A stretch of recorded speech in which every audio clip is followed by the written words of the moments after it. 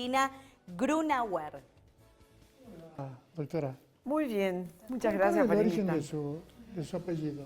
Bueno, mi apellido es un origen del Imperio Austrohúngaro, entre Austria, Alemania y Suiza. Tengo parientes en esos tres países, pero mis abuelos, mis bisabuelos vinieron directamente de Alemania, de un punto tripartito entre Suiza, Alemania y Francia. Él era ingeniero y vino a fines del siglo XIX trayendo las máquinas para instalar el ingenio Santana. Y se enamoró de Tucumán y aquí se quedó. Claro. Sí. Entonces, ustedes vinieron con la industria azucarera, la familia. Sí, sí, sí. ¿Y su padre y usted cómo se...? Bueno, mi papá era heredero de las tierras, y yo soy la primera universitaria de la familia, porque ellos se dedicaban todos a las tierras cañeras. Mi abuelo fue un gran filántropo, don Luis Grunauer, que ha sido, entre otras cosas, uno de los fundadores de la Liga Tucumana de Fútbol y del Club Atlético Tucumán, del Club Lawn Tennis Club, del Tiro Federal, de los Scouts de Tucumán, y era dueño de todas las tierras esas que donde está ahora el Club Cardenales, Lince, y él donó todas esas tierras para hacer deporte. Por eso mi familia, una de las características es que somos todos deportistas, porque desde mis ancestros siempre se nos ha inculcado la práctica del deporte. ¿Y usted qué deporte practicó? Todos los que he podido en mi vida, sí. Nosotros éramos 5 hermanos, mis padres jugaban al tenis, en el lawn tenis, y nos llevaban a los 5 hermanos al club. Y cada uno con su raquetita de tenis, y bueno, y ahí estábamos y practicábamos todos los deportes que había. Fui una de las primeras jugadoras del hockey del club, después por supuesto natación, fui campeona de natación tucumana, estuve en el seleccionado tucumano de hockey, he sido la capitana del seleccionado tucumano de hockey, y bueno, y después windsurf, ahora hago trail running, sigo practicando deporte. Pero también aparte, siempre he sido una persona muy ordenada, y pensando que cuando uno se ordena puede hacer todo lo que le gusta. He estudiado con muchísima pasión, anoche hablaba de eso con todos mis hijos, que son muchos, porque yo tengo 2 hijos propios y 4 de mi marido, y los 6 siempre estuvieron conmigo y 23 nietos. Y ayer nos juntamos todos para el Día del Estudiante y hablábamos un poco de las vocaciones de cada uno, de lo que cada uno ha elegido y si está conforme o no con lo que ha elegido, porque ahora estamos viendo qué quieren los nietos, que son los que están estudiando y algunos viendo sus carreras. Entonces, nosotros siempre nos contamos si estamos conformes con lo que hemos elegido. Y en el caso mío, yo creo que desde que he nacido he querido ser abogada, siempre. Porque para ser abogada no es necesario que te guste el derecho. No es eso.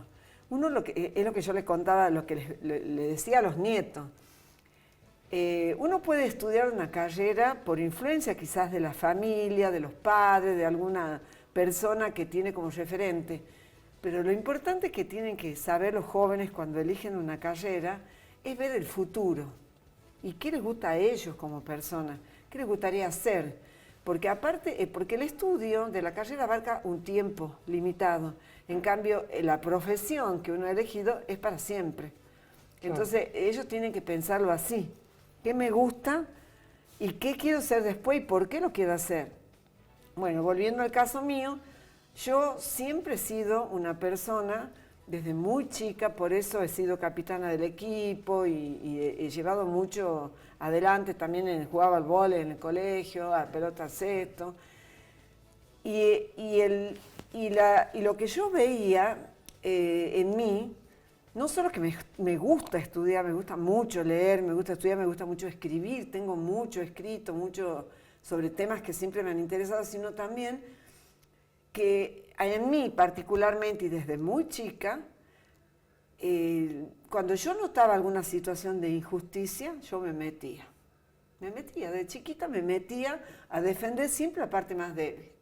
Siempre me pasó eso y hoy recordaba viniendo para aquí, porque me quedé pensando en eso de los chicos anoche y digo, ¿por qué yo estudié abogacía si yo no tenía nadie en mi familia? Porque no me gustaba la injusticia. no me gustaba. Y siempre, siempre, desde el lugar que estuve, traté de defenderlo al que sufría una injusticia o al que era la parte más débil. Las mujeres, los niños, todo, ¿no? Es así, siempre ha sido una cosa que estaba como en mí ya, y siempre ha sido así. Doctora, y hablando de esto del reconocimiento que se realizó también en el BIRLA, quisiera que me cuente un poco sobre el proyecto de accesibilidad y sustentabilidad ciudadana. Yo soy directora, sí, el viernes me dieron un premio de la Fundación de Mujeres Universitarias Nacional, en reconocimiento a la trayectoria académica y profesional junto a las actuales decanas de la universidad, a la ex decana de Derecho y a la ex primera rectora. Bueno, en esa trayectoria que yo ya hablé para reconocer, por supuesto, yo tengo algo que no se dijo ahí, pero para mí es una de las cosas más importantes. Yo soy directora desde hace muchos años, aparte de ser profesora, tengo 44 años de docencia universitaria, porque yo empecé siendo estudiante y nunca me fui de la universidad. Yo empecé en la universidad que rescato y lo dedico al premio a la universidad pública, porque así como yo, mucha gente no podría haber tenido un ascenso social o un título si no es gracias a la universidad pública, que es no arancelada y que es la única que permite a todo el mundo la accesibilidad al estudio. Y cuando uno estudia, porque la inscripción es libre, uno estudia, después depende de cada uno, qué hace dentro de la universidad. Eso ya depende de la persona. El Estado le da la posibilidad a la persona, pero la persona es la que se tiene que esforzar. Eso es un primer punto. Yo entré a la universidad muy joven, nunca me fui, me enamoré de la universidad pública. La universidad pública es una universidad maravillosa precisamente porque tiene todo tipo de personas que están ahí. Entonces uno tiene contacto con la realidad. Y ahí, en la formación del abogado, que es una de las carreras para mí de mayor trascendencia social, ¿por qué? Porque primero uno tiene que ver esa realidad. Y ahí ya vas viendo qué es lo que se va a necesitar. Y una vez que uno obtiene el título, el abogado puede tener muchos roles en la sociedad. Puede ser un profesor, como me gustó a mí me gustó la academia, entonces yo estaba como profesora, pero también puede ser legislador, puede ser asesor de un legislador, puede integrar todo entero un poder judicial y también puede ser abogado independiente o desempeñarse en la profesión. Pero el rol del abogado, cuando es un rol de un abogado social, ¿y por qué social? Porque los abogados tenemos la posibilidad de cambiar la realidad social con las leyes, con el dictado de las leyes, con la propuesta de leyes. Nosotros tenemos en la Facultad cátedras de Derecho Parlamentario, en donde los estudiantes presentan propuestas y todo, y siempre ganan. Nuestro equipo va a competiciones nacionales y ganan. Claro, el Congreso. Entonces, por ejemplo, yo les voy a dar un ejemplo cómo se cambia la sociedad tomando un punto. Y vamos al caso mío, particularmente que es lo que usted me preguntó. A mí me interesó mucho siempre, yo soy profesora de transporte, y el transporte abarca todo, el transporte público, el transporte como contrato, y siempre me preocupó el transporte de Tucumán. Entonces yo hace 15 años soy directora de un proyecto de investigación que estudia los sistemas de transporte en la provincia de Tucumán. Y en ese proyecto, que después se transformó en Ciudad Accesible y Sustentable, que así se llama hoy, yo soy investigadora categorizada. Soy investigadora categorizada por el sistema, inscrita en ORCID, publicamos en revistas europeas inclusive. Y en ese proyecto de investigación nosotros estudiamos los campos, los territoriales. Primero empezamos con San Miguel de Tucumán y diseñamos el Gran San Miguel de Tucumán, diseñamos un sistema de transporte para unir la ciudad desde el corte hasta la banda del río Salí, un sistema de transporte que se llama Sistema de Transporte Integrado y Sustentable, en donde propusimos a distintas autoridades, fuimos a las legislaturas, propusimos cómo se tenía que hacer y bueno, eso es un ejemplo de cómo desde el derecho se puede cambiar y mejorar la sociedad. Usted está planteando un tema que hoy es complicado, hoy es una gran crisis en el transporte de Tucumán. Así es. Hoy tiene una crisis de transporte que ya aparecieron los Uber, los motos Uber, los otros sistemas de transporte, los colectivos dicen que no pueden funcionar. ¿Quiere que yo le explique cómo A ver, es? explíqueme cómo sería. No sé si era el tema mío, pero le Pero voy a está el explicar. transporte, Sí. es lo mismo. En realidad, yo hace muchos años, como le digo, siempre me apasiona el tema del transporte y me preocupé. ¿Qué es lo que ocurre en Tucumán? Nosotros, Tucumán, teníamos, mi tesis doctoral es esa, presentada hace 14 años ya. San Miguel de Tucumán se forma como una ciudad indiana colonial, de ahí nace. No le voy a poner toda la historia, pero era esto. Y aquí estaba Yerbabuena, que era la ciudad jardín, Bandersnatz incipiente, Alderete. Eso ha sido, bueno, no voy a explicar tampoco por qué, pero hubo un problema económico-social en donde la gente del campo se trasladó a las ciudades y comenzó a hacer crecer las ciudades. Esas ciudades que eran así comenzaron a crecer. Pero el crecimiento de la ciudad que ha provocado, primero, un primer impacto ha sido formar el conglomerado urbano Gran San Miguel de Tucumán. Sí. Hoy en día, un conglomerado urbano es una aglomeración urbana de ciudades y de población que no tienen límites definidos físicos. Eso es lo que se llama un conglomerado urbano. Las ciudades que eran así fueron creciendo hacia afuera. Ese crecimiento no ha sido planificado, no tuvo una planificación urbana. Entonces, al crecer desmesuradamente para afuera, porque la gente del interior se vino a asentar, se fueron asentando en los exteriores de las ciudades. Esas ciudades, al ir creciendo, terminaron todas unidas. Toda la unión esa forma el conglomerado. Sí. El conglomerado urbano, a su vez, no ha sido acompañado por un reconocimiento institucional o constitucional de ese conglomerado. Nosotros tenemos varios en el país. Entonces, ¿qué tenemos como Estado? Eso es importante, escúcheme. La Constitución nos dice Estado nacional, provincial, municipal, pero no está reconocido el conglomerado. ¿Cómo se forma el conglomerado? El conglomerado se forma por varios estados municipales, Sí. aparte de las comunas que son provinciales, todo sí. unido. ¿Cómo impacta eso en el transporte? El transporte tiene competencia según a qué tipo de estado pertenece. Si el estado es municipal, si el transporte es municipal, o sea, dentro de una ciudad, el que otorga la concesión para el servicio es el estado municipal. Si es provincial, es provincial, y si es nacional, es nacional. Ahora, ¿cómo se hace en un conglomerado?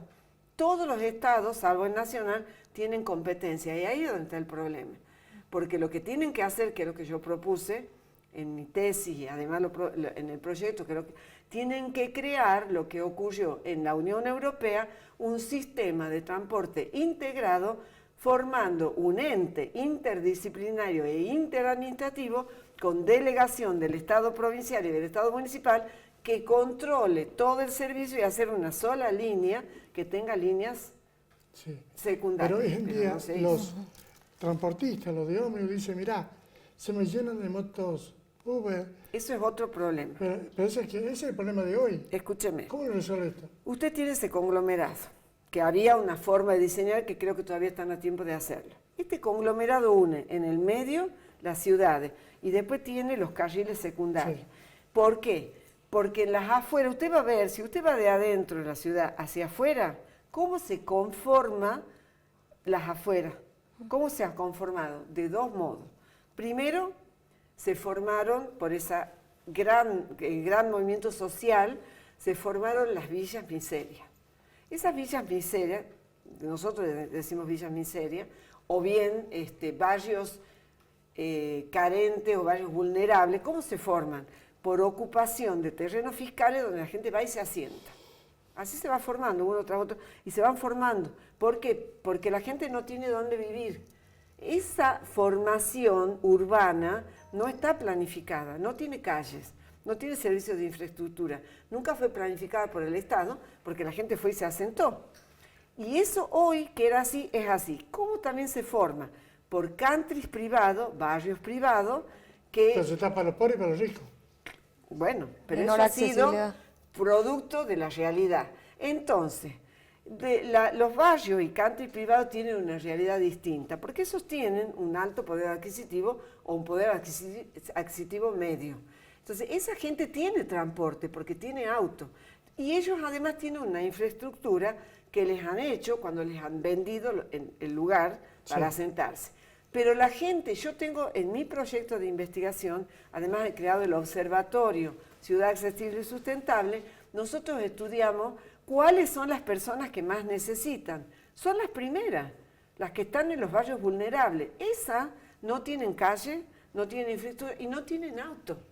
¿Cuál es el fenómeno? ¿Qué es lo que tienen de transporte? ¿Cómo se transporta esa gente? Se compró una moto, o a veces ni moto. Entonces se produce otro fenómeno que es el impacto de las motos, de la gran cantidad de motos que hay ahora, pero ahí nace el Uber.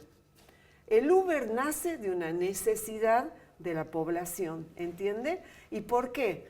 Ante la falta del servicio de transporte, la gente de las afueras no tienen que transportarse. ¿Y por qué no tiene? Porque el Estado no puede llegar ni siquiera el taxi porque no tiene la infraestructura adecuada. Bien, vamos a seguir hablando. ¿Entiendes? Sí, sí, vamos a seguir Yo le he hablando. explicado someramente la Claro. realidad, pero más o menos es así. Gracias, doctora, gracias por venir. Por Y nada. por lo menos ilustrarme este tema. Te agradezco Muchas muchísimo. Yo he venido a hablar de una cosa y a hablar de otra. Gracias a Pero usted. bueno, uno habla de